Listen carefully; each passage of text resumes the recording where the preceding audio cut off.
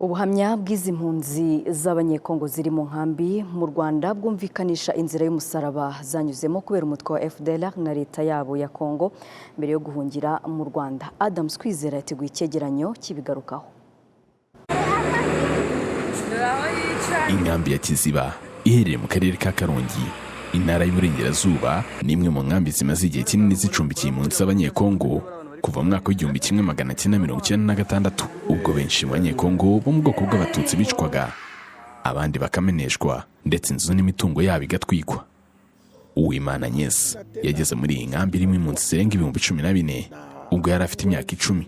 Asobanura urugendo rw'ibirometero bisaga 90 avuye iwabo i Masisi akanyura Minova agakomereza Goma mbere yo kwambuka umupaka akagera i Rubavu. Hari mu mwaka w'igihumbi kimwe magana cyenda mirongo icyenda na gatandatu. Ni urugendo agaragaza nk'inzira y'umusaraba, cyane ko abarwanyi b'umutwe w'iterabwoba wa FDLR bari bamaze gukora jenoside yakorewe abatutsi mu Rwanda bagahungira muri Kongo, ari nabo bari bayoboye ibyo bitero bakavuga ko ari ugukomeza umugambi wo kumaraho abatutsi. Dutangira kumva ko batangiye kwica abantu, abatutsi bamwe na bamwe twari duturanye tukibyumva bataragera ku rugo rwacu, ariko batangaga amatariki bakavuga tariki runaka tuzajya tuzica urugo rwa runaka. Igihe kigeze tubyumvise gutyo duhita duhunga, tumaze kumenya ko hari n'abandi bamaze gutangira gupfa.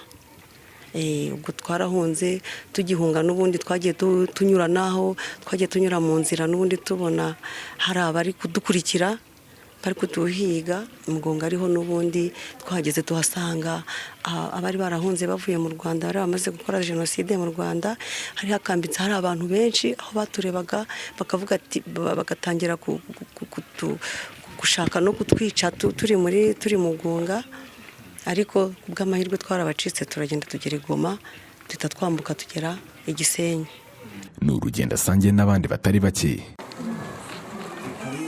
barimo na Twizere Mbera nawe umaze imyaka isaga 29 mu nkambi ya Kiziba. Asobanura ko ibyo byose byaberaga mu maso ya leta ya Kongo icyo gihe, kandi binagaragara ko bari bafitanye ubufatanye butaziguye. Batangira kubacengezamo amatwara mabi ko badakwiriye kubana natwe. Ubwo rero mu gukomeza kuba mubi baradusahura, barya inka zacu, batangira kwica umwe. Igihe kigeze rero nibwo twahagurutse 96 twambuka umupaka, nabwo bigoye cyane. Izi mpunzi zinamaganira kure imyitwarire ya bamwe mu bayobozi b'igihugu cyabo birengagiza kuri bakuzi, aho ugasanga bavuga ko M23 igizwe n'abanyarwanda. Izi mpunzi zemeza ko ari abanyekongo biyemeje guharanira uburenganzira bw'abanyekongo bo mu bwoko bw'abatutsi bavuga ikinyarwanda kandi bameneshejwe kuva mu myaka hafi 30 ishize. Ntabwo ari gutazira, turabazi kuva muri CNDP kuri CNDP ntabakongomani, ari ukuba nanjye umwana wanjye w'imfura yaguye muri iriya ntambara ya CNDP ya polisi ya M23.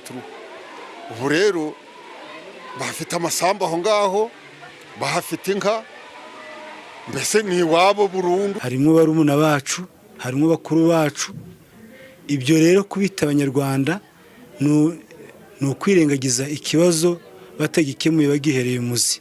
N'abatuzi bagiye babona batotejwe bakavuga ati n'ubundi ntaho turi katwirwane. Kwa Mararo Claver w'imyaka 79 akimara kubona ko umutwe w'iterabwoba wa FDLR umusizi heruheru ukamwicara abana ndetse ukamusahura, yahungiye mu Rwanda umwaka ushize yakirirwa mu nkambi y'agateganyo ya Nkamira. Ndi kumwe nayo barayijyana, bamaze kwijyana bande bayijyana yajyanywe na FDLR na Nyatura.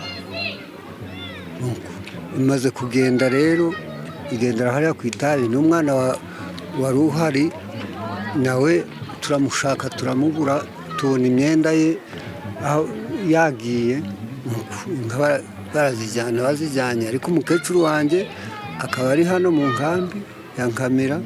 Nuko ndavuga ndetse kandi ikindi nari nsigaje ni igiki, n'umuhirwe ko rucaniriye ikindi nari nsigaje ni igiki, nuko nzamuka. Kugeza ubu u Rwanda rucumbikiye impunzi z'abanyekongo zisaga 100,000 zirimo izigiye kwamara imyaka 30 ndetse n'izahunze imirwano ya vuba hagati y'ingabo za Congo FARDC nabo bafatanyije kurwanya umutwe wa AFC M23. Adams Kwizera, Televiziyo Rwanda.